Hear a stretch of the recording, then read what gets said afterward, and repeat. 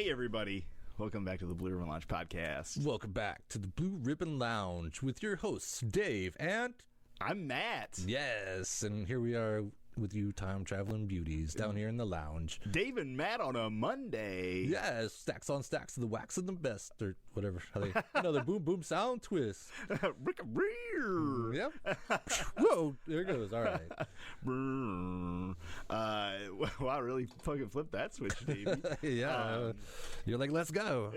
Hey, we're back in the lounge, and we're so glad you guys are here.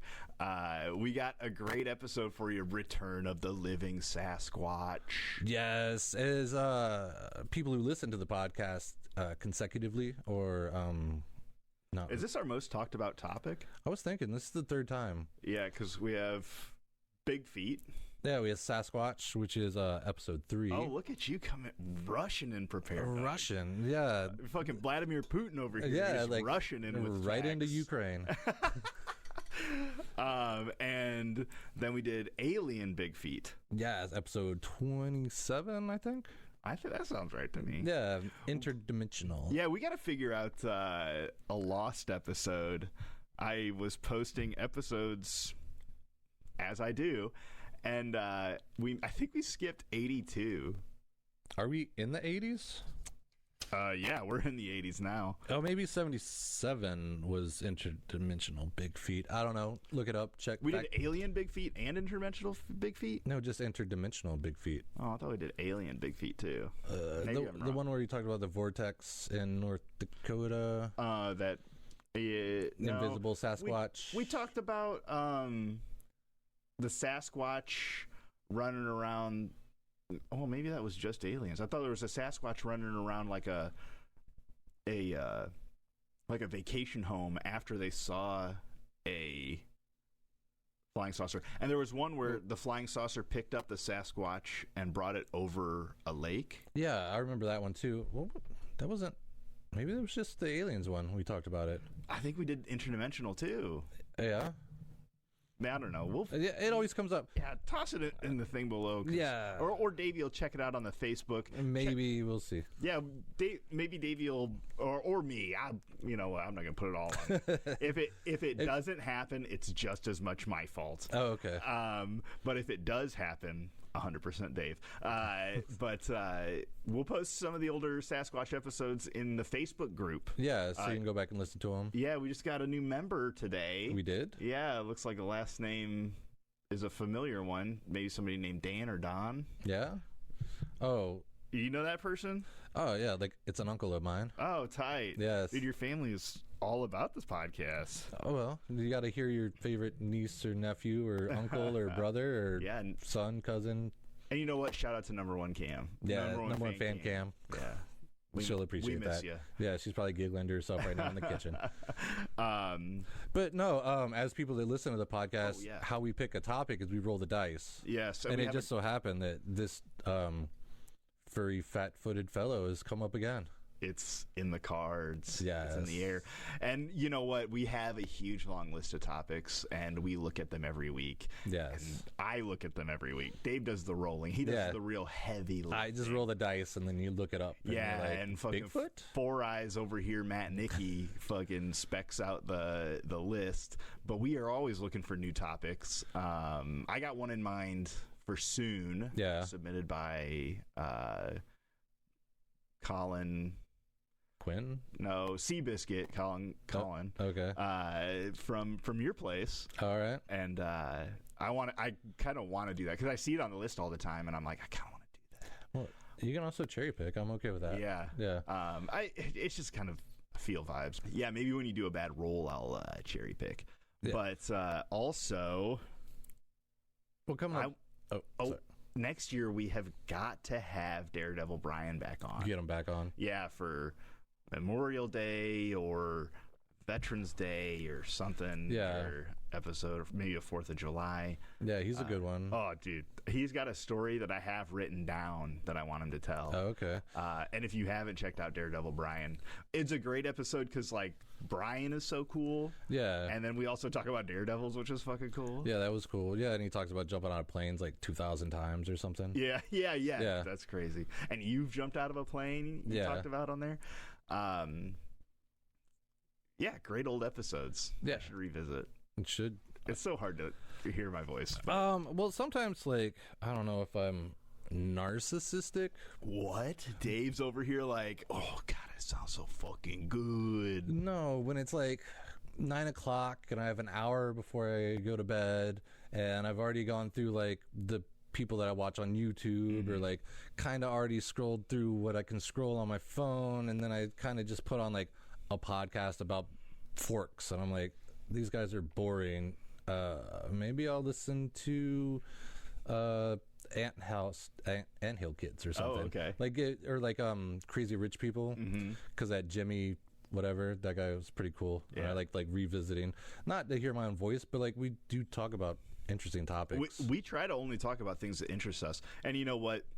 Back to the list, I have put on and taken off things after falling out of love with them, you know? Yeah.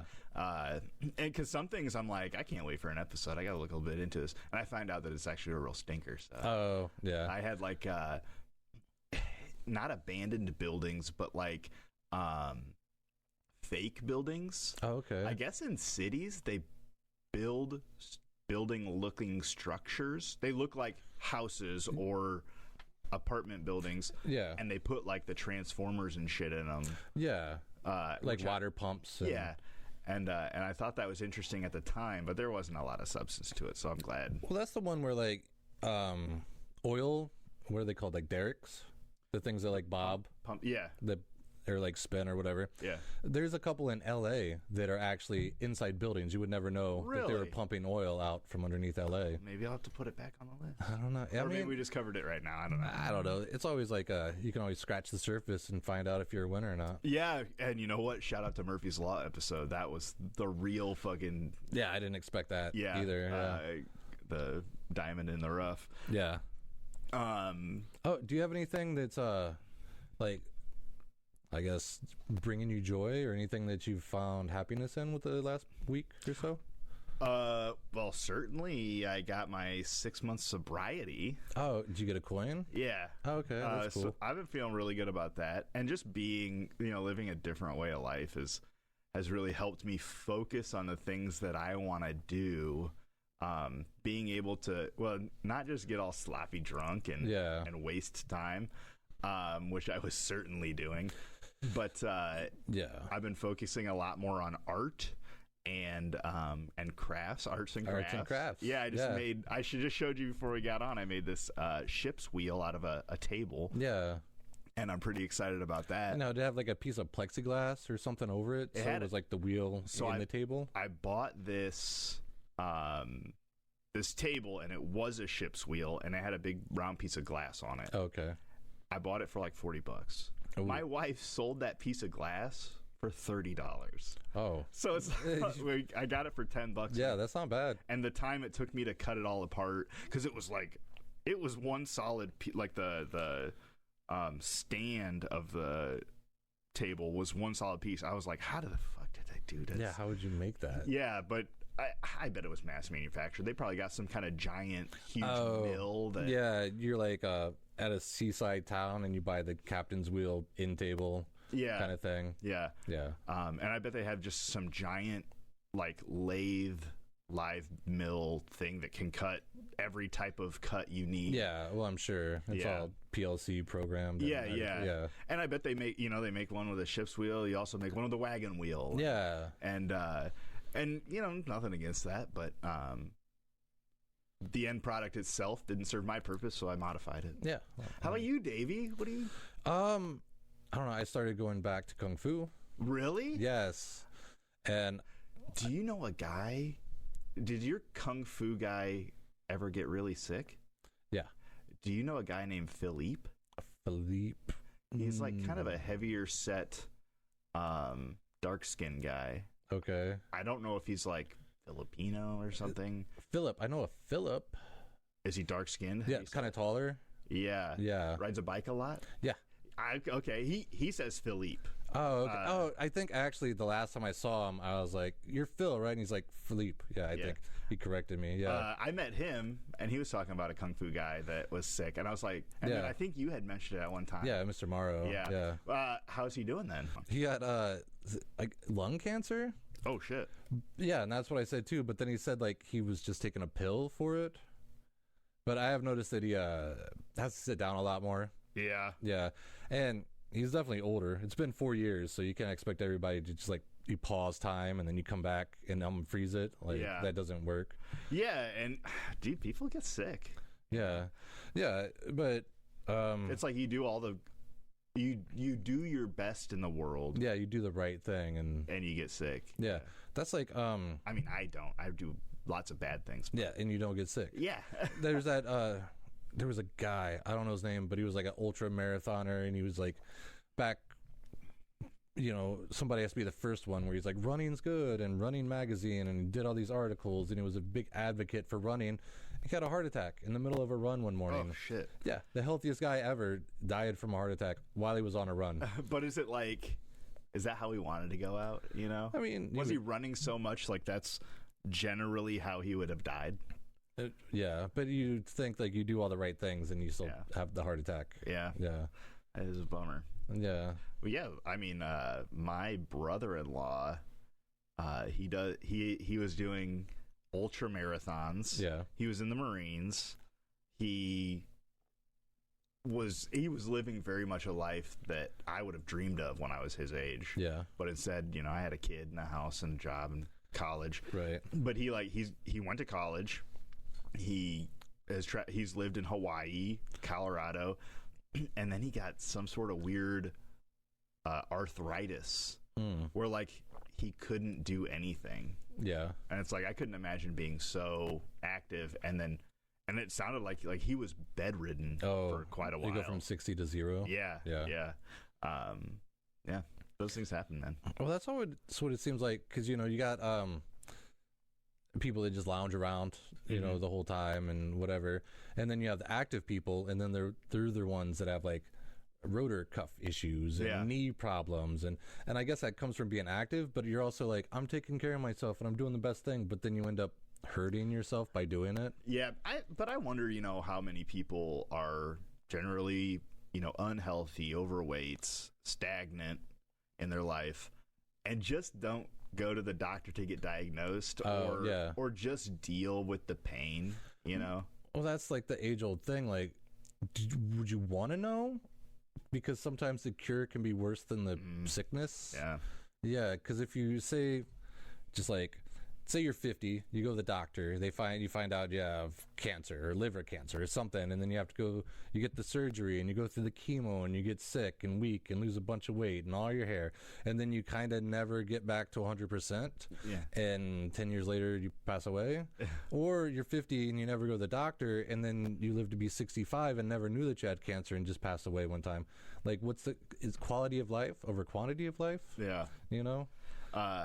That kind of reminds me of our buddy Brad sent me a video of Elon Musk talking about like how good video games are and how realistic they are and the strides that virtual reality have made.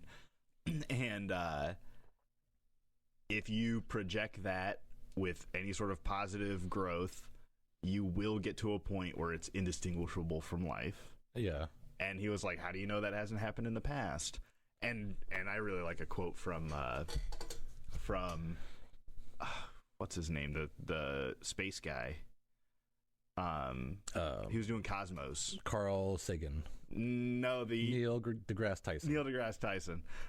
He's got a good quote that's like, if one is possible, then infinite is impossible. So we're either one of infinite or virtual realities, or we're either one of infinite or the first. Yeah. And that reminds me of a Rick and Morty sketch where they go to this Dave and Buster's tape place. Yeah. And they play this game where you put a helmet on and you are a person.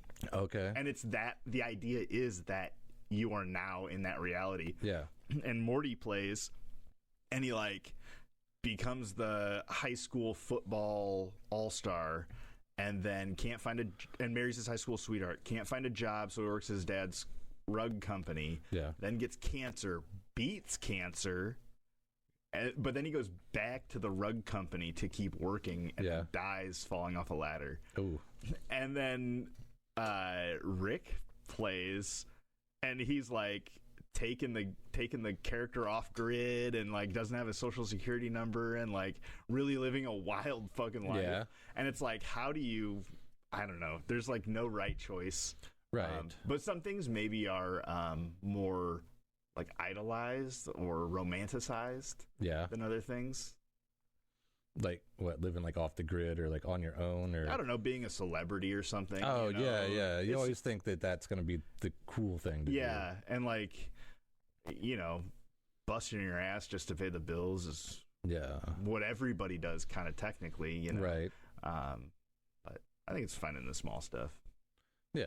Pretty philosophical up in here. Yeah. This morning.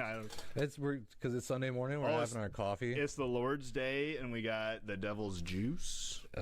It's just bean water. Bean water. A little bit of butterscotch or something. Yeah. It's funny. I have in my notes right here. It says, talk about coffee, a.k.a. Quentin Tarantino. And when you were giving me coffee, you're like, of course I got the good coffee. My wife buys shit. Yes.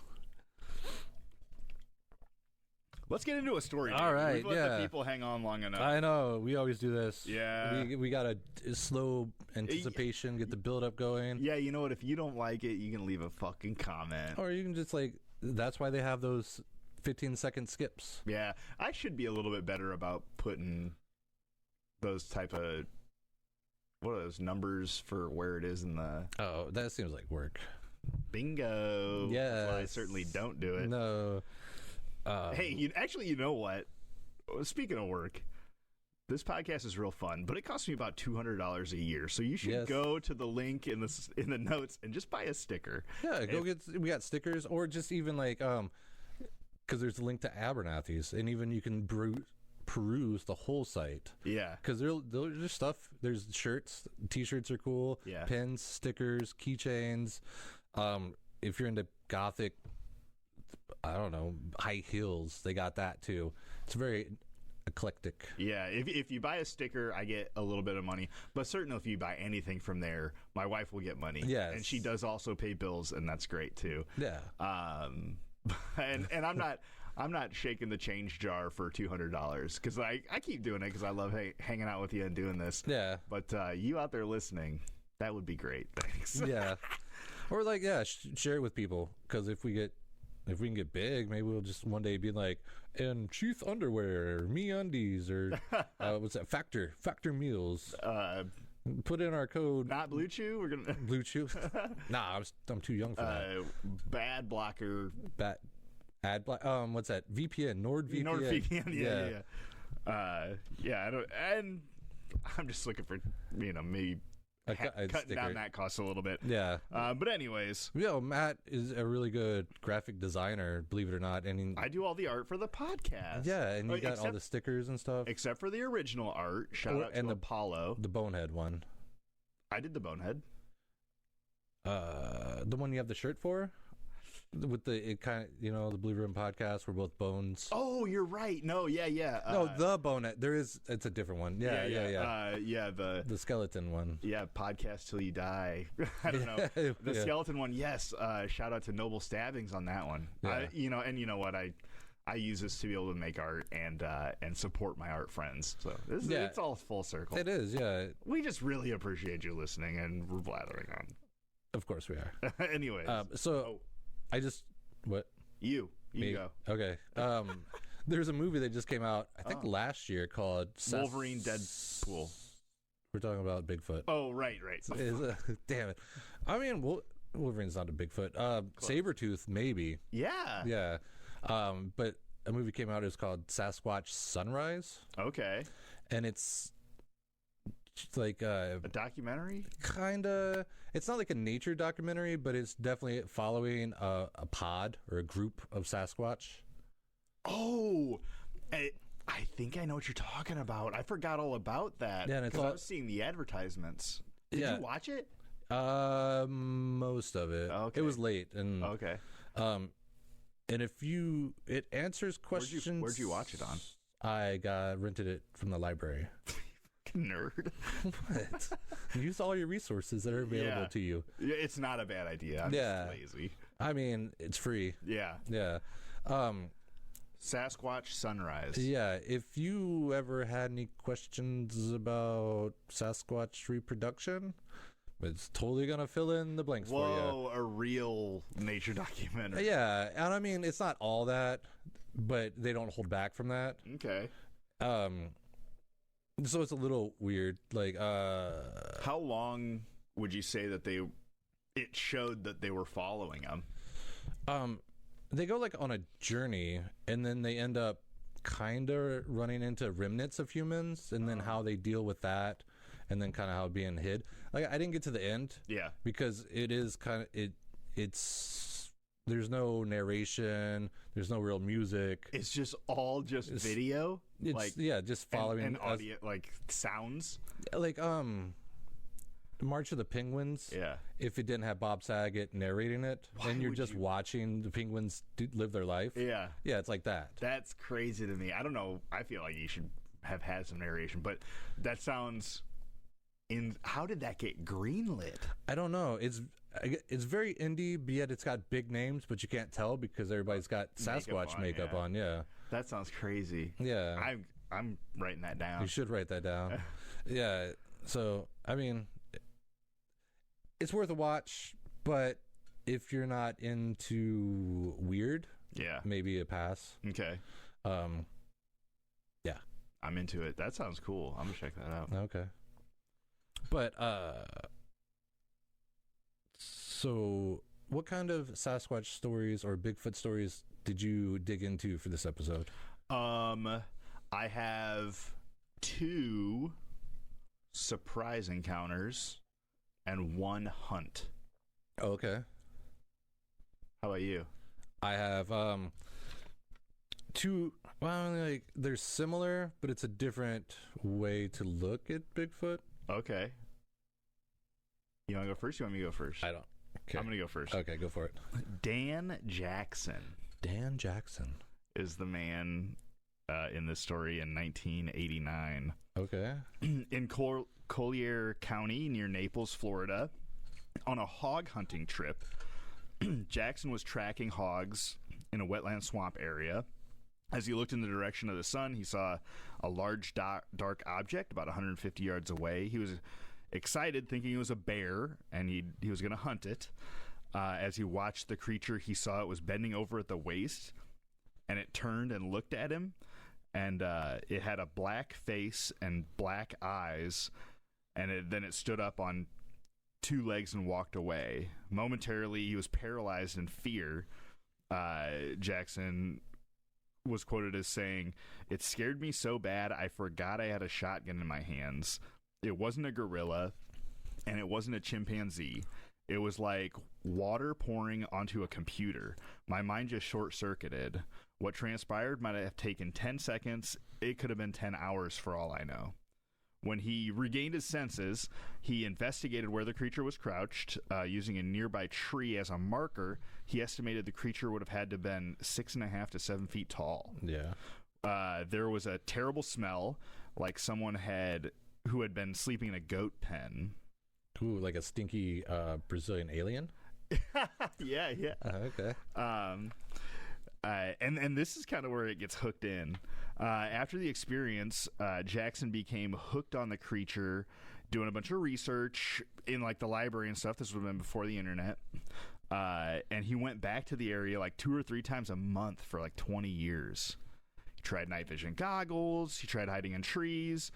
He put mirrors in the swamp, like 7 feet off the ground, because he had seen primates like interested in and interacting with mirrors. Yeah, their own reflection. Yeah, so he was trying to like find the creature again. He started to understand that the creature was clever, probably had heightened hearing, eyesight, and smell, and generally knowing anytime you were there long before he is. Yeah. 18 years into his search, he found a footprint. he found a 19.5-inch print near a creek, and he figured out that the Sasquatch had walked into the water, and he couldn't find anywhere that he walked out. Okay. Dan, being a 6 foot, 240-pound man stepping in the same area, made an impression about a quarter inch, and the creature's impression was down like 2 inches deep. Oh, so heavy. Yeah, and who knows, how long it had been there. It could have dried up a little bit or something. Right, and it also depends on, how wet the ground is. Yeah. Stuff like that. He did take this print and consulted an engineering professor, and they estimated that the creature weighed more than 500 pounds. Oh, okay, by the impression. Yeah. Which I always think it's kind of interesting when they get science involved. Yeah. But after finding the footprint, Jackson continued his return to the area, focusing more on game trails, and giving him a kind of a direction. And thanks to a friend of his, I'm like, I don't know what kind of friends you got, but this dude had a helicopter, and thermal imaging equipment. That's a hell of a friend. Yeah, right. I mean, just to take you out there, it's got to cost $500 in gas. But so they didn't see a Sasquatch, but they did find like the super highway of game trails. Okay. So that's what Dan started focusing his energy on. He kept going back and kind of wandering this trail looking for signs and stuff. The trail ended up coming out of the woods behind a strip mall near some dumpsters. And so he kind of thought, I'm going to stake this place out. Yeah. On the third night watching the dumpsters, Jackson did see the Bigfoot again, but he was unfortunately scared off. So he kind of came up with this huge, elaborate plan. Okay. He set up closer to the dumpsters, kind of like in between them. You know, sometimes when I think of dumpsters in a mall parking lot, they're kind of like either in a long line or even like kind of in a ring. So the dump truck just kind of has to swivel around to pick them each up. Yeah. Or maybe like an L shape. I don't know. Setting up a little bit closer. And he stayed there for like 8 to 10 days. While working on his plan. Yeah, just nibbling trash the whole time. yeah. Sleeping under a newspaper. You really got to act the part. Yeah, because you incognito. And then you smell like the trash, so they can't get a whiff of you. That's really it. Yeah. But he was like setting up bait in the dumpster area. He put like a half gallon of orange juice with sugar and a sedative. He said it was a triple dose of chloral hydrate. Okay. Which would have like instantly knocked out a regular man, so he figured it would at least slow down a Sasquatch. Right. He placed a bunch of pop cans with rocks in them on top of the lids of the dumpsters. So it would shake when they opened it. Yeah, well, it would like fall rattle off. Yeah. And he considered using, this was kind of weird, he considered using video cameras but rejected the idea because he believed that no one would believe the video. They would think it was fake? Yeah. Okay. Because I think that's what most people, like, well, it's a Sasquatch video. Yeah. It has to be fake. Right. So at 2 a.m. on a foggy night, Jackson was crouched between two dumpsters with a .44 Magnum caliber pistol in case the encounter turned violent. When he heard a pebble-filled can hit the pavement, after a few more cans fell onto the ground, Jackson rose up, his head just above the top of the dumpster, and he saw a pair of eyes looking back at him. He claimed that everything he had read indicated that it was a peaceful creature and never hurt humans. But when he saw those eyes about 10 feet away from his, Jackson said that there was nothing friendly about those eyes. And he calls it a skunk ape, as you do in Florida. Yeah. He claimed that the skunk ape had a look of rage on his face while standing in the dumpster. The Sasquatch jumped out of the dumpster, and his instincts of self-preservation kicked in for Jackson as the creature leapt toward him, and Jackson shot his gun. In the blink of an eye, the skunk ape was gone. So I don't know if he had hit him or just scared him off. Yeah. But he had that encounter and left. When interviewed, Dan was quoted as saying, I had been lulled into a false sense of security. I always thought they were peaceful creatures. You didn't see the look in his eyes. It was purely a look of rage on his face, Jackson said. I told myself, Dan, you idiot. You might get another chance. You saw his strength. Don't push it. Yeah, I had disturbed his supper, but it was more than that. What I'm going to tell you next, you're going to think I'm crazy, but I think the rage was because I had outsmarted him. Oh. And I thought that was kind of interesting. Like, damn, you caught me. Yeah. And so I think he actually does have a cast of the print he found. And I thought that was an interesting story because he was looking for him for so long and found him in what would seem to be the most unlikely place. Yeah. The most likely unlikely place. Yeah, just scavenging in a dumpster. Yeah, like an animal. Yeah, like a bear or a raccoon. Yeah. Yeah. So that is Dan Jackson from Florida. Dan Jackson from Florida. With his Bigfoot sighting in the dumpster. Dumpster Squatch. Dumpster Squatch. There's a guy named Rick Dyer, Dyer. Okay. And I think he's kind of hated by the Sasquatch community. Oh. Because back in 2008, him and a friend supposedly were hiking in the woods and found a Sasquatch corpse by a creek. Mm-hmm. And I think maybe I've heard of this. You keep going. Yeah, and either him or his friend sat there with the corpse while the other one went and got the truck, and they pulled it out of there, and they put it in like a deep freezer. Yes. And then took pictures of it, and then sold it for an undisclosed amount of money to an anonymous person. And it turns out that the Sasquatch in the cooler was just a costume. The thing was like they put water in it, so it was kind of like frozen in the ice, so you couldn't really get a good look at it. So that he could make away with his money and go to Puerto Rico. Was the idea, but then once they sold it, then they wouldn't be available for comments or anything. And obviously it's a suit, and obviously they were lying about having a Bigfoot. And the partner, that's why I don't have his name down, he kind of just like faded into the background. Yeah.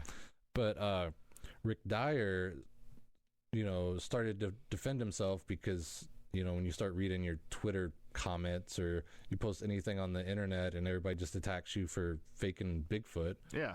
He started to go on to change his story where they did find a corpse, but as they were bringing it out, the FBI confiscated it. Yeah, so the government took it from him.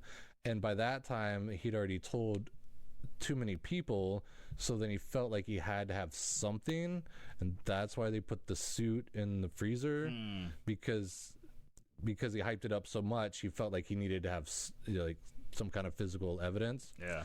Because it got stolen from him. And who knows what the FBI would say to a guy like that? Like, if you fucking tell anybody that we were here, we'll kill you. Right. But why would they take your Sasquatch thing? I mean, the taking the Sasquatch makes the most sense. How would they know that you found it?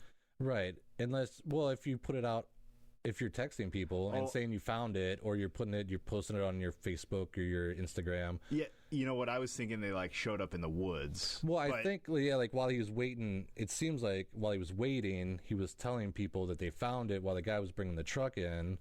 And then he felt like he had to have proof. This is his story, after the fact, where you go back and retrofit your story. So if you put it out on the internet, the government gets wind of it and quickly pounce on you, a half hour after you post something on the internet. But I wonder how fast the FBI could be at my house right now. I don't know.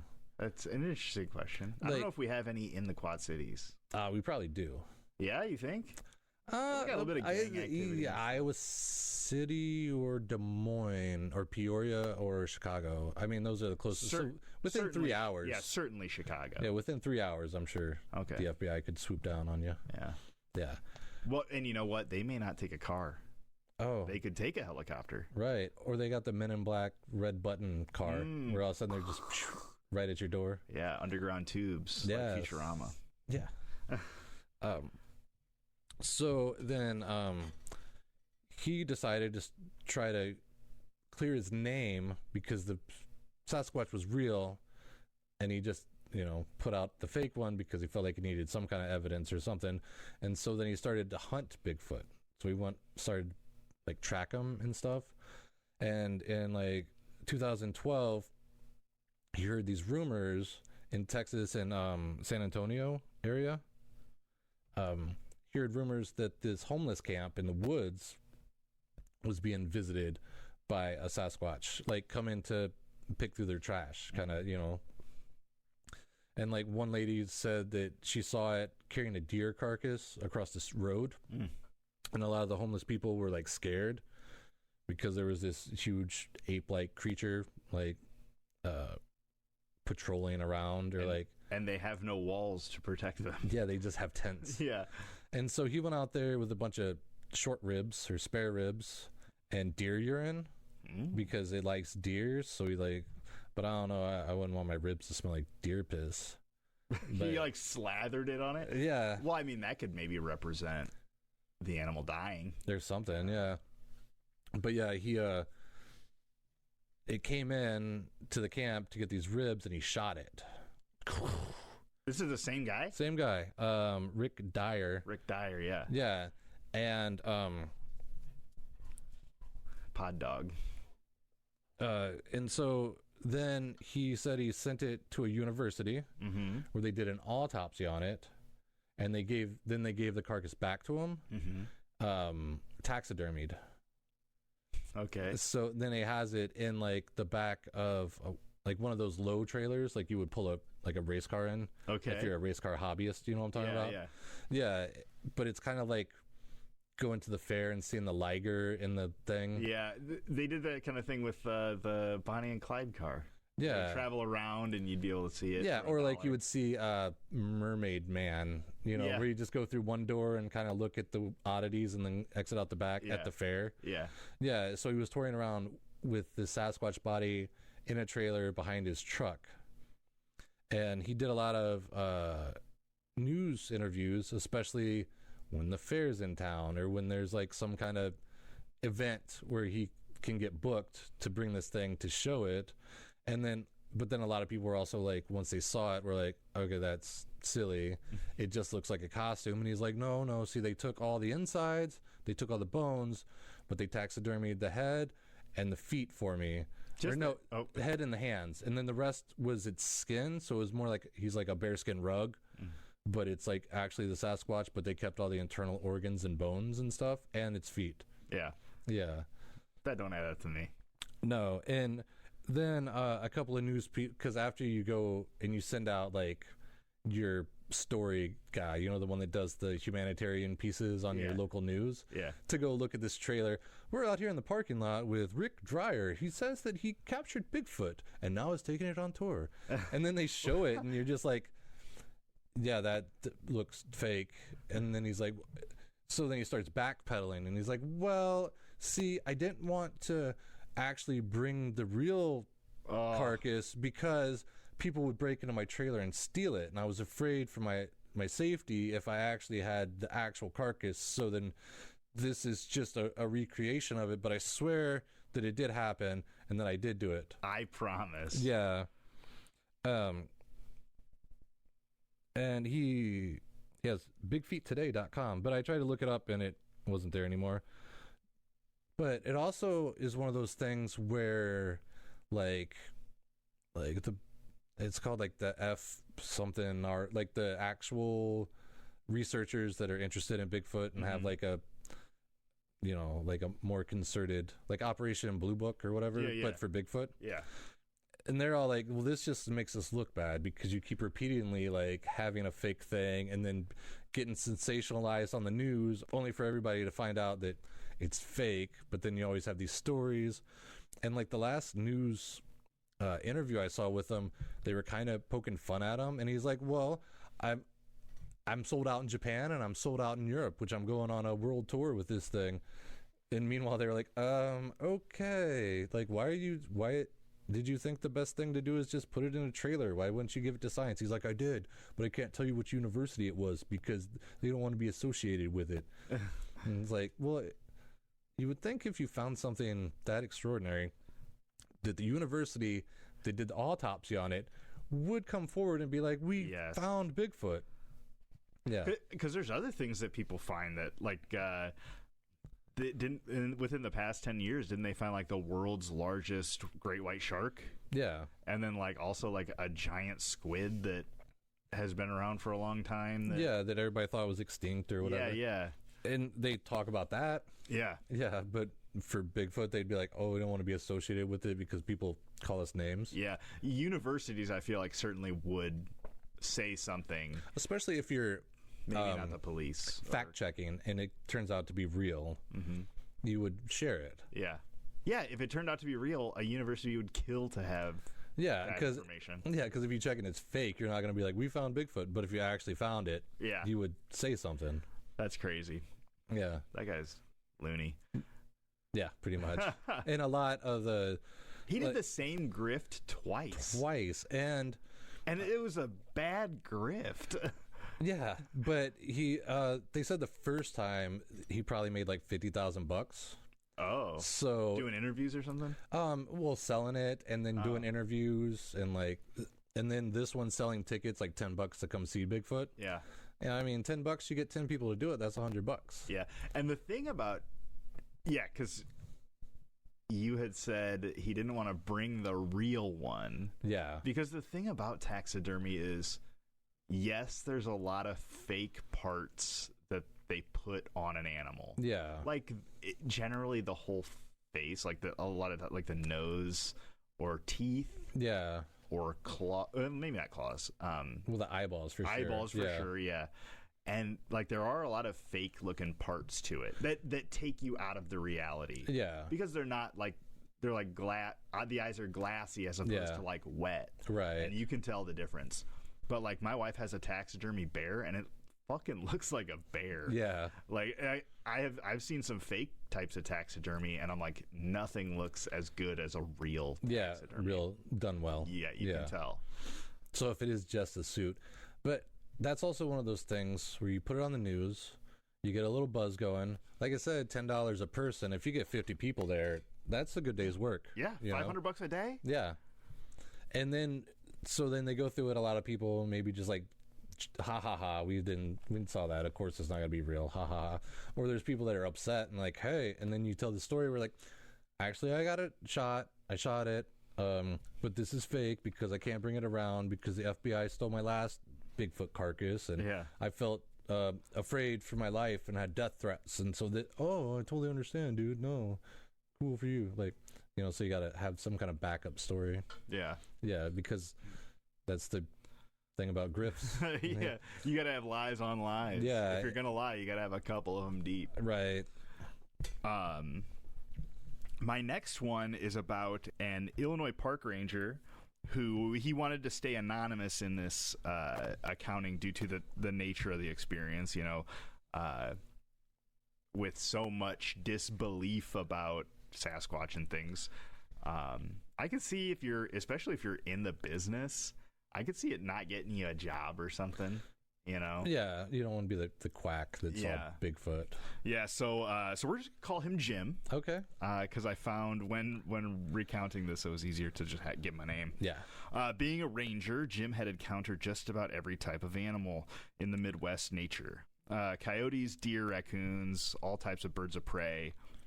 And all these animals he was familiar with through training and studying them as he'd see them in the wild. And working for the forest long enough, you see and hear strange things and hear strange reports. But this experience tops everything for the ranger. The usual end time for a park ranger shift at this particular park was 5 p.m., but Jim enjoyed working late and staying in the park to see the sunset and take his time shutting everything down. One night around 7:45 p.m., traveling through the park in his Ranger vehicle, a 4x4 utility golf cart type thing. Yeah, with a side-by-side? Yeah. It probably had a little truck bed. Like a Gator. Yes, yeah. Or a Polaris is what I see a lot of. Yeah. So he had become familiar with several of the civilians that owned property neighboring the state park, and he would stop at these neighbors' houses, and he stopped at one particular neighbor he had a good relationship with. The people had lived there for about 10 to 15 years, would often communicate with the ranger station if they see things that needed taken care of in the area, downed trees or dangerous hazards, things like that. But driving by the neighbor's house, they weren't home.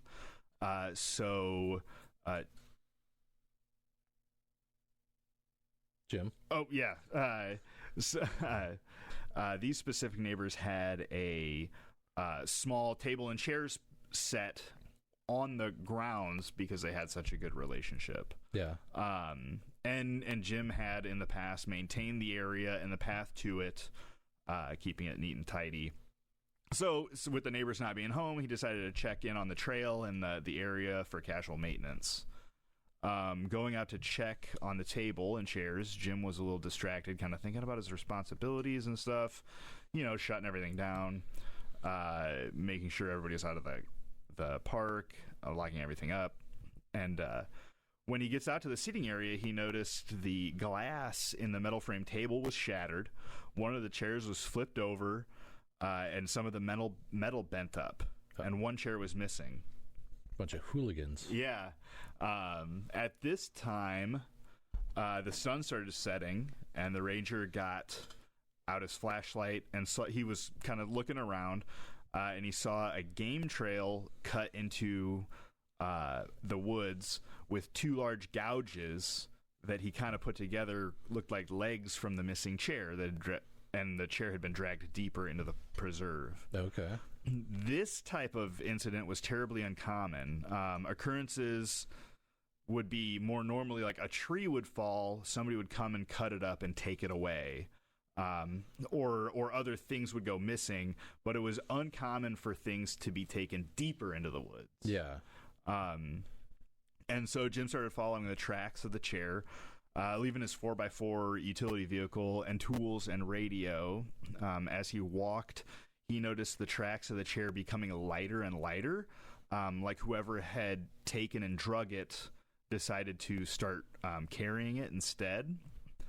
Jim was approximately 50 yards from the sitting area and the vehicle, kind of scanning around with his flashlight, when he hears a loud sound of metal being broken and battered and rustling in some brush coming from about 25 yards in front of him. Okay. These are fresh tracks. Yes. So he's 50 yards from the sitting area.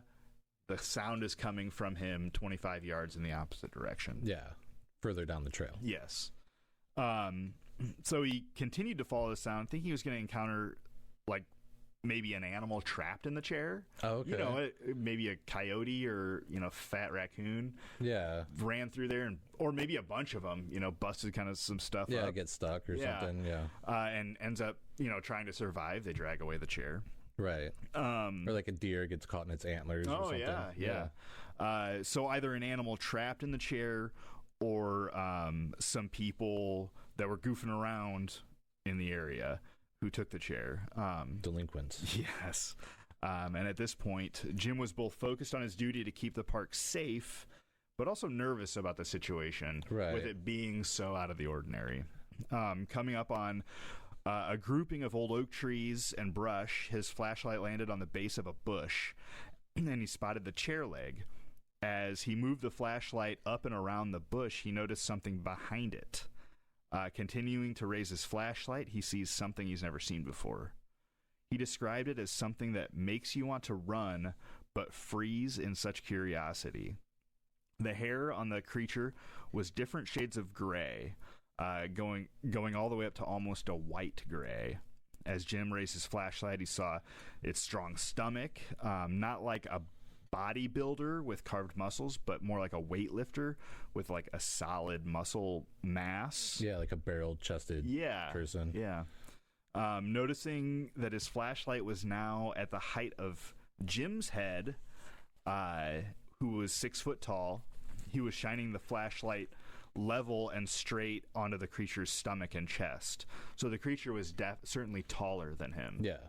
At being 6 foot. He saw the creature's face. He quoted as saying, "It had light brown grayish skin, dark brown grayish black worn mouth. Its hair is almost in the form of a very thick beard going all the way up to the top of its head. Its forehead was uncovered. Its hair is gone, and the skin is peeling through, and the skin looks worn. The skin looks old." So it's a balding Sasquatch? Yeah, it sounded like, a Sasquatch towards the end of its life. Yeah. Almost. And its dome piece is all leathery. Yeah. Yeah. Jim, trying to make sense of what he's seeing, he thought to himself, I'm looking at a Sasquatch. Yeah. Like, and like in the other story I had told with Dan, this could have been 2 minutes or 20 minutes. Right. Like your brain's reacting so fast. And you just froze. Yeah. Fight, flight, or freeze? Yes. Yes. He decided not to run. And thinking that maybe the creature would consider him prey and follow an attack. So he waited, and the Sasquatch lifted its head, revealing yellowish red, almost orange eyes. The pupils were grayed, not completely white, as if it was old and worn. Like cataracts. Yeah. Like a lot of dogs' eyes I see like that. They get old. And now he's in a staring competition locked in this with the Sasquatch. The creature began to breathe heavily and had a piece of the metal chair in one hand. Completely ripped off the rest of the chair. Jim began to stand his ground against the Sasquatch, and being so far away from his vehicle, and even if he had his radio, it was so late that there was no other rangers that he could call. Yeah, there's no backup. Yeah.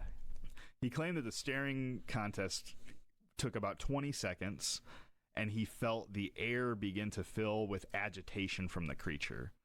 And that's one thing I hear a lot of too, this primal predator-prey feeling. Yeah. Like senses that we don't often feel because we're not in a survival situations very often. Right. I'm sure it'd still be the same, like you're hiking and you see a lion. Yeah. Mountain lion. Yeah. So he could feel himself becoming more afraid and felt as if the Sasquatch was becoming more aggressive. Jim ended up... Yeah, he's looking at in the eyes. That's one of those things where, like, are you supposed to look things in the eyes? I don't know. Because those videos that you see of people in, like, Bangkok or something, and there's the monkeys that steal their backpacks or their phone, or, like, they climb on you, and they're always like, don't look it in the eye. And then when people do, that's when they, like, pull their hair or, like, smack their face and run off or steal their phone. Yeah, so some things you don't look in the eye. Well, I could imagine it'd be some kind of deer in the headlights situation. Like, yeah. Well, I mean, it goes both ways, because like dogs or cats, you can stare them down until they look away, because that kind of shows dominance. Yeah. But then some creatures, it makes them aggressive, so maybe you don't look them in the eyes. Well, and it's like, how big is the creature? Like, sometimes I feel like I could beat up a dog, depending on the dog. Yeah. So I'll kind of alpha male a dog. Yeah. But like, I could stand my ground to a lion, and it knows it could eat me. So yeah, exactly. So Jim ends up backing away slowly for about 25 yards, turned, and in a dead sprint, running for his 4x4, he jumped in the car, turned on the keys, drove in complete shock. He felt as though he just saw a car crash happen in front of his eyes. He went home, went straight to bed, wearing his work clothes to sleep. Yeah. Going back into work the next day, Jim talked to one of the older fellow park rangers. His coworker told Jim when he was younger and in about the same location, before the houses were built, he saw a Sasquatch as well. But instead of having gray, almost white hair, the one the older ranger saw had stark and defined black hair. it was a powerful looking beast. When he saw it, he shivered and sprinted away. The older park ranger had shivered and sprinted away immediately. In describing what the creature looked like, Jim felt like it was almost exactly how he had seen it. Yeah. So it was the same guy, Sasquatch, but older. Yeah, that's what they kind of infer, huh? Yeah. I thought that was pretty interesting. That was pretty interesting. And, you know, people can go into the woods all the time, but a guy who knows the woods and those specific woods, you know, I thought that was an interesting story. Yeah. And in Illinois. Yeah, that's cool. Yeah. Did it say what park? It did not. It left the park out, and because I would imagine, you know, everybody would go to that park And start rooting around for a Sasquatch. and probably going around to the house areas. Oh, and then start bugging people. Yeah, because you kind of got an idea of where it would be. Yeah. Yeah, I thought that was good. Yeah. There's a story of the wild woman of Navidad, like Navidad, like Feliz Navidad. Oh, okay. But it's like a river in Texas in the 1800s. It says it's the oldest reported sighting of Sasquatch, but I think maybe in Texas or like recorded because they go way back, like to Native American time. Yeah. And so I don't know why that. I guess it's famous for that, but it's like 1836 or like, which I mean is like only 100 years into the United States being the United States. Yeah. So I don't know why they said that, but pretty much there were all these ranches and farms along this river, which is the way they made it sound is more of a creek, but it would become more of a river depending on the rain, you know. So it was definitely a place where water flowed through. But they started finding footprints in their gardens, and like they were taking corn and potatoes, like food. And there were two tracks because there was like a bigger, and they were bare feet, they could tell. And there was a bigger track and the smaller track, so they assumed it was a male female situation. And then there was like a heavy snow, or there was an incident. I can't quite remember what they said, but then they only started seeing the smaller footprints. Yeah. So then they figured like the male one died. And but then that's when the creature, or they called it the thing that comes at night. Okay. It started coming in. That sounds like a good name. Yeah. Yeah, but that's what you're talking to your neighbors about, like the thing that came at night. Yeah, but it would start coming into the houses, and it would like rip bread in half, but leave. It wouldn't take all the food. It would always leave food, only take like enough. But obviously they're noticing like their tomatoes are missing. I had 12 tomatoes, now I have 6. Or I just baked this bread, now it's ripped in half and half it's gone. And they said that because humans can't share. Right. But dogs wouldn't bark, like, because a lot of places had dogs, especially in Texas where you got like coyotes and mountain lions and bobcats and things, so you need like that alarm system. Yeah. And the dogs wouldn't bark, and a lot of times they would see where it would like actually just step over the dog. Oh. Yeah. And and that could be that alpha presence type thing, you know. Yeah. Well, they didn't go cryptozoology or like okay. Not super. They didn't go supernatural right away. They just thought medium natural. Yeah, they thought maybe it was runaway slaves. That were like needed food. Okay. And so then they got like a posse together, and they did like a line in the woods, like how, you know, how they like go searching for bodies or like criminals or whatever. And so then they started walking through the woods, and they were trying to push like whatever or whoever was in the woods out into this prairie where they had a couple of Texas Rangers on horseback waiting for anybody that comes running out of the woods. And this one ranger saw a movement in this thicket, and so he rides over there, and he has a lasso because they're going to catch the perpetrator. Oh, yeah. And what comes running out in a dead sprint is, he said it was a woman with hair down to her almost her feet. Oh. And her whole body was covered with like brown fur, like shaggy fur. And he had to like. So the hair on her head was all super long, but she also had fur covered. Okay. Yeah, on her body. But because he said she was at a dead sprint, so her hair was like flying behind her, and he was like galloping, like full gallop with his horse, but his horse wouldn't get too close because it was like bucking against him, like didn't want to get that close. Yeah. And when he was gotten like lasso range to be able to stop and then throw it, like the creature was already gone. Yeah. And it sprinted across this prairie into another deep thicket that he couldn't follow, like into the woods. It went. And then and he told his story about that. But then later on, they were doing this thing and they found a camp that had like a rusted pots and like a Bible, no clothes at all. But then they found like remnants of stuff that obviously was stolen from the nearby farms and ranches and stuff. And so they're like, well, it can read. And so they're still thinking it's a slave, like a runaway slave. And then later on, I think it was like there was a snowstorm and they followed tracks and they did find a naked dude. Oh. Yeah, but like a smaller guy. So they're like, okay, well, it obviously wasn't a woman. It was this guy, like a younger kid or like preteen or whatever. And, but so then they're like, okay, well, problem solved, because once they found this individual, then people stopped getting broken into. Yeah. But they still can't explain the hairy woman that the one ranger saw. And so then they think that, yeah, maybe it was like a thief going in all these places, but they inadvertently stumbled upon a Bigfoot. Oh. Yeah. Okay. So, and that was like, according to this, was like the first, probably in Texas, the first documented story of a Sasquatch. By the white man. Yeah, for sure. Yeah. Like, well, written down, I would say. Yeah. Like, or submitted to like the newspaper or something, because back then they'd print whatever. Oh, that's interesting.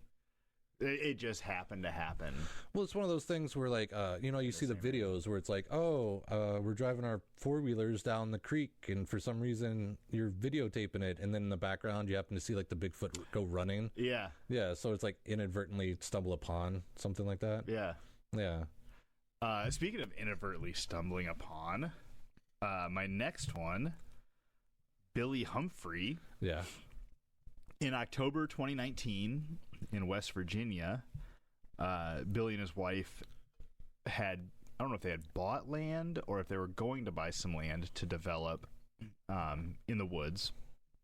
And they were visiting the land often enough to hunt. And after stocking their hunting blinds with food for the deer, several times him and his wife would come back and notice that food that should have lasted 4 to 6 days began disappearing overnight. Oh, okay. So usually Billy and his wife would go up to the deer blind, set everything up, and come back around 4:30 to give their scent some time to die down and waft off or whatever it does. This time, however, they decided to stay to see if they could find what it was that was taking the food. Yeah. Possibly a bear, because they had seen several in the area. I think they even killed one fairly recently. Yeah. And while Billy was kind of getting everything set up and, working with things, his wife said, she grabbed his arm and said, "Oh my God, there he is." Billy wasn't paying attention. So he was like, "Oh, the bear?" And she said, "No, Bigfoot." Oh. And obviously Billy didn't believe her. And no, you think you'd like break your neck trying to whip around real quick to see what she's talking about. Yeah. Well, and it's like, I don't know what kind of relationship they have, obviously, but I'm always joking with my wife. Yeah. So it's like, when I'm serious, she has to be like, "Are you serious?" Yeah. So he didn't believe her, but looking up 30 to 35 yards from where they were, he also saw the Bigfoot. Oh. and he got a photograph of it. Oh, okay. So we'll try to put that on the Facebook for you folks. Yeah. What's his name again? Billy Humphrey. Billy Humphrey. Bigfoot photo. Yeah. Gotcha. And it's pretty good. I mean, well, did you see it? Yes. Okay. It's as good as a Sasquatch photo, I suppose. Blurry. Yeah. Yeah. And far away, 30 to 40 feet with a cell phone camera. Oh, I would guess it was a cell phone camera. Yeah.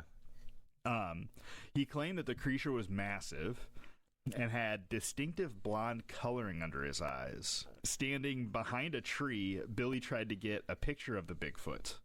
And as he took the picture, it was like turning and walking away down into a thicket. And behind a tree. So, and you'll see all that. Yeah. Hopefully, if you look it up on the Facebook, right. Preferably, Yes. or Google it, whatever. Yeah. As the creature walked away, it let out like a howl that made the couple's hair stand on end. Billy claimed the closest thing he has ever seen to the creature he saw was, he described the way it walked was the Patterson footage. Yeah. I could see that. That's what I was thinking too when you said it turned and walked away like into a thicket or whatever. Yeah. Yeah. And he said it like kind of hunched over. And Yeah. It swung its arms. yeah. Yeah. He went from standing straight up to hunched over, almost like he could drop down on all fours to run faster. Yeah. Kind of like a gorilla or something. The Bigfoot had a cone-shaped head. It did not have the large brow that you see in like a lot of art or imagery.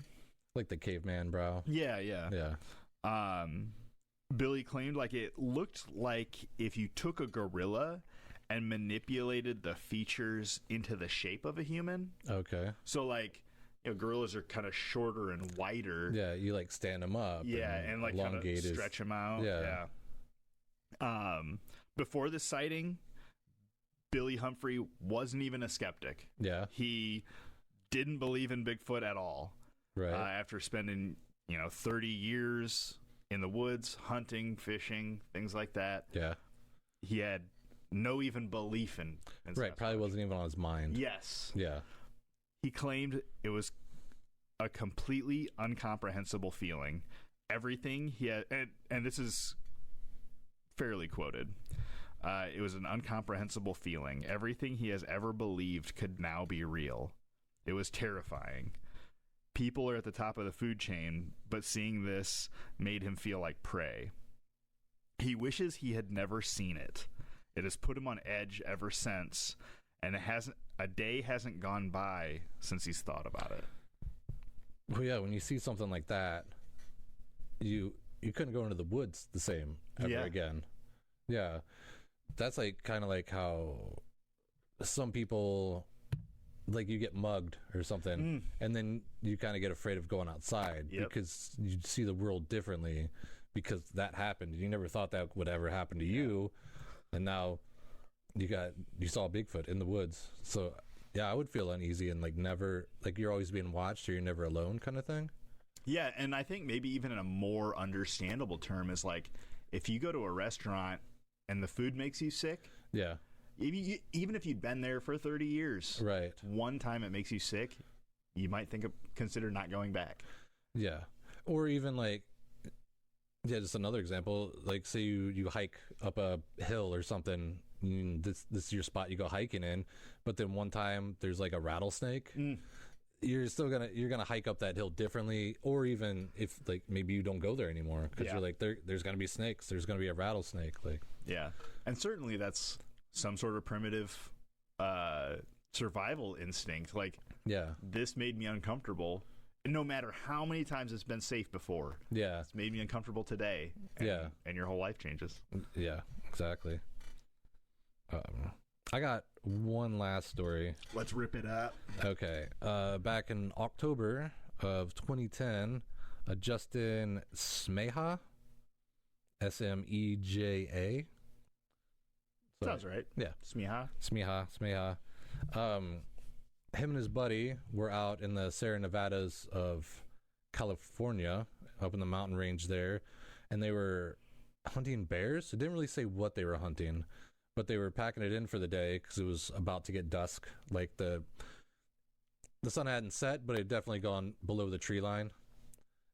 And then, so they're in their truck and they're driving down this trail that's barely a trail, and they come to a clearing and they see something, and Justin is in the passenger seat, so he jumps out of the truck and he pulls his gun up because I guess you can shoot from the road, but it's not even like a road, so there's some kind of gray area about hunting there. Yeah, there are laws around how you have to shoot from. Yeah, you can't shoot from a vehicle usually, and you can't like shoot a deer on the side of the road. Yeah. Where did you say this was? California. California, okay. Yeah. And he sees it and he's like that, and he can't quite comprehend because he's like, that's not a bear. That's a person. But is a person in a suit? Because he's like, he thinks it's a Sasquatch. And then it like puts its hands up and kind of waves. And the guy that was driving was like, don't shoot, because they, like you said, it could have been 10 seconds, it could have been 10 hours, but he's just kind of looking at it, and he's just kind of like, is this a guy in a suit? Like, his brain didn't really register what he was looking at through his scope, but he was slowly squeezing the trigger, and then the gun went off, and then he saw it, and he's like, I was center mass, like as you do, like when you shoot things. And he said, like, dropped down to all fours and then kind of stumbled and then started scampering towards the woods. And he was like, he was going to put another bullet up its butt because it was like kind of, going off into the woods. And he was saying that's like a good shot because you like, it doesn't hit bones. It goes up there and it messes up the organs. It's a guaranteed kill shot. Yeah. I've never thought about shooting something up the butt. You really don't want to do that for something you're going to eat. Yeah, because it might hit like the bladder and then all that bile and stuff. Or the poopy. Yeah, the poop gets all over the meat. So I don't know why he was saying that, but he was thinking about it. But then it like rounded the hill, and that's when the passenger was like, don't shoot. Like, what? And he's like, there's a guy in a suit. And he's like, no, I don't know. But he just thought there was a monster. Whatever it is, didn't belong in the woods. So he was like, so I shot it. Yeah. And so then they go and they're looking, and they get like 10, 15 yards away from where it was standing when he shot it, because they're going to look for like the blood spill and like track it. Yeah, the blood trail. Yeah, and then two smaller ones came out of the woods. Whoa. Yeah, and started like looking around, and he said they were talking to each other, but like in like grunts. And how he explained it was like, I don't know if this is PC, but like how a deaf person might try to communicate. Okay. You know how like the tone. Yeah. And they were like talking like that, but in like like to each other. Yeah. And that was a pretty good impression. Okay. And so the little ones were looking for the big ones. So he was like, oh, maybe it was a female. Maybe he shot their mom.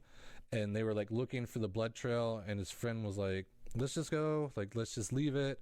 And he's like, no, like he didn't. And so he wanted to have proof. And he was like still kind of freaked out. And he couldn't, dead set on he it, couldn't believe that he shot it. And then his friend was like, let's just go. And he's like, he felt like he needed something, like some kind of proof. So then he turned and shot one of the little ones. What the fuck? Yeah, and it like rolled down a hill and bled on his boot. And he said he picked it up, and when he looked into its eyes and he just kind of like studied it, he was like, okay, I just killed something. Like, I just like, because he's like, it's not a person in a suit, but it's not human, but it's not human. Yeah. And so like, because the other one obviously took off running, and he like, and his friend came up and he's like, what the fuck? Like, what are you doing? And he's like, here, and like tossed the body at his friend. What?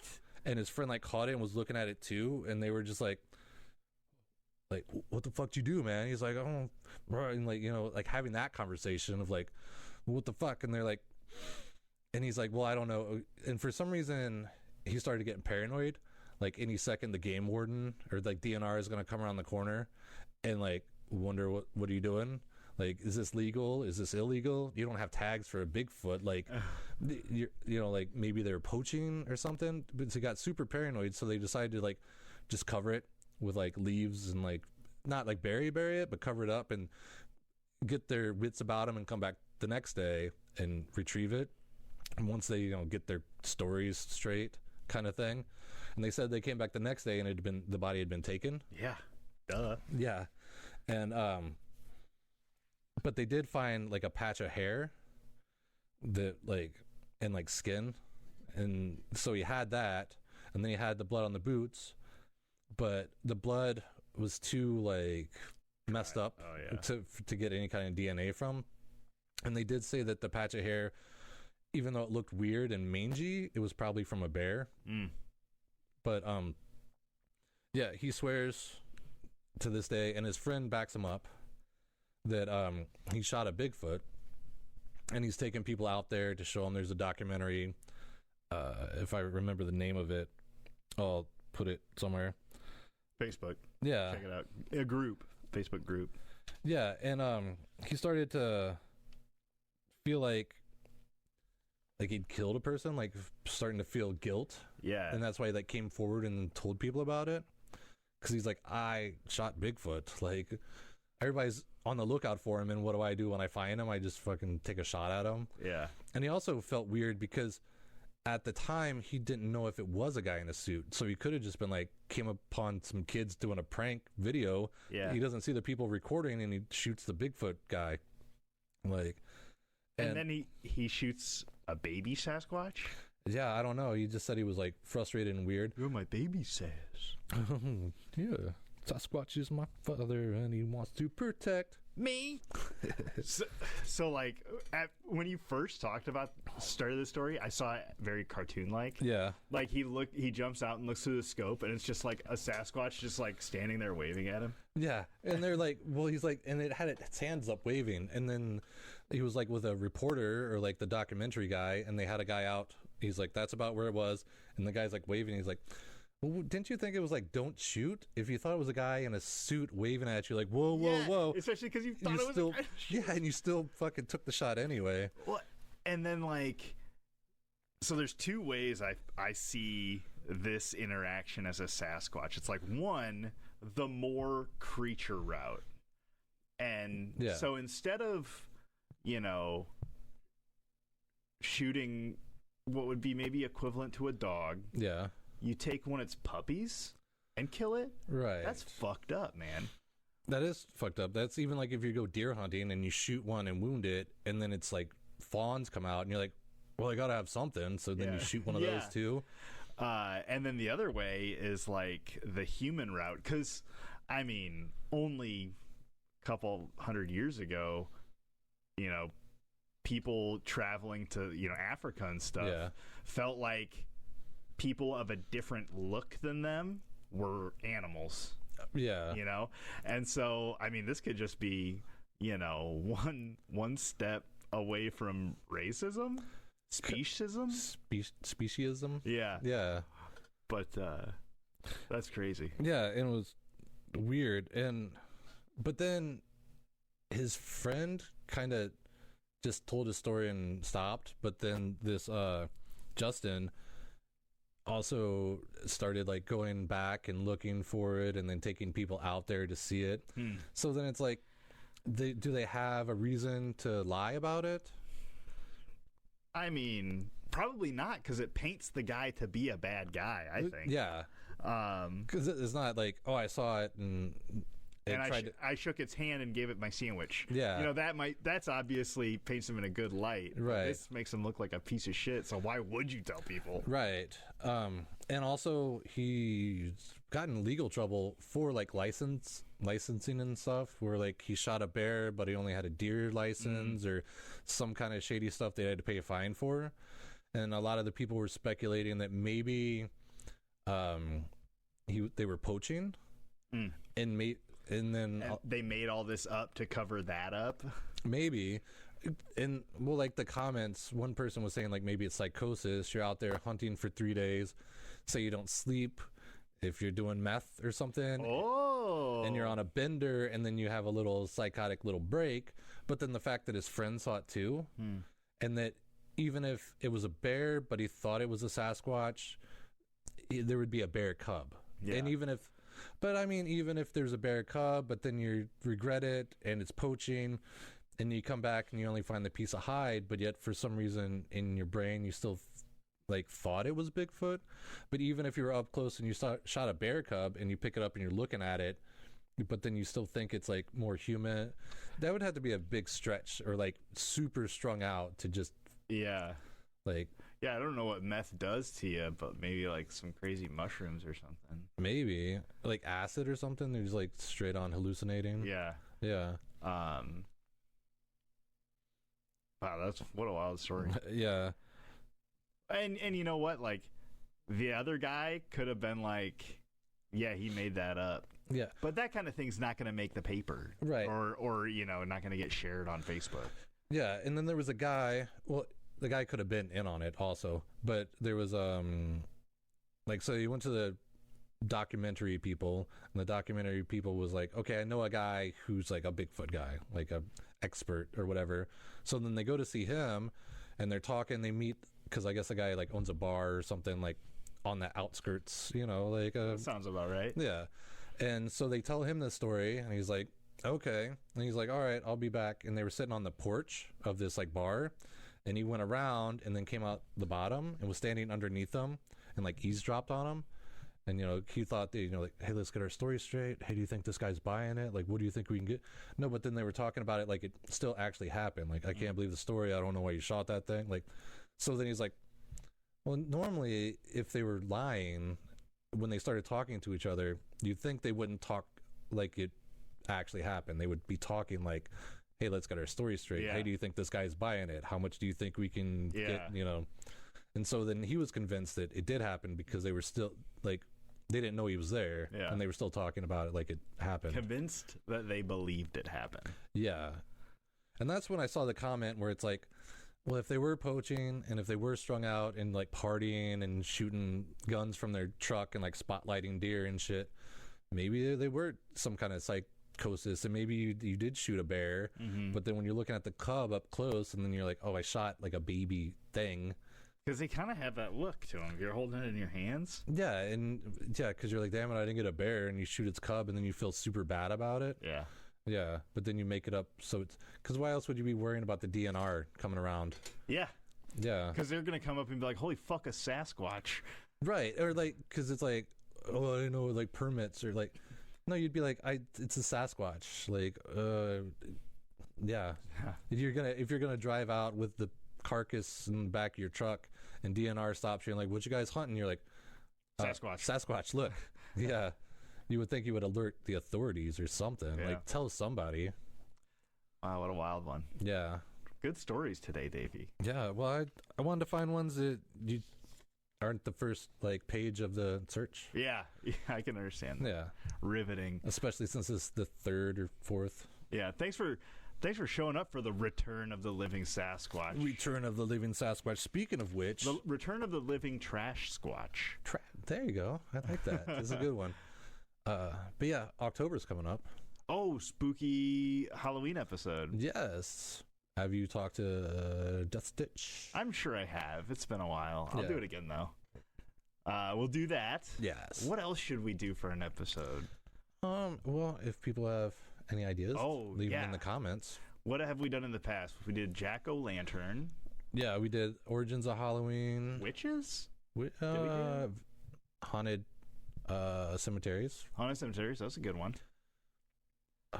Did we do? Oh, Origins of Halloween was the Jack-o'-lantern. Yeah. Yeah. Okay. And then we Skellington. Zombies. We did zombies, Living Dead. Yeah. The Skellington, not Manor. Movie. It's the movie something. Oh, Bluff Skellington. Bluff Skellington. That was the first one we did with Jason Death Stitch. Yes. And then we did top 5 suggestible horror movies. Yeah. Origins of Haunted Houses. Okay. That's what we did that one. We had him on because he worked in a haunted house. Oh, yeah. I forgot it. Like, yeah. Yeah. Haunts. Yeah. That was a good one. Yeah, so we'll have to get him back this year and find a topic that he can... that we can shred on. Yes. Riff. Thanks for listening, everybody. I guess hit us up if you have any Sasquatch stories. I don't personally.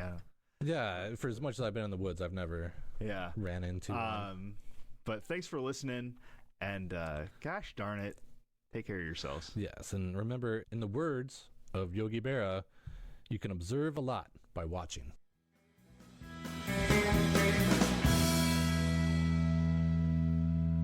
Bye.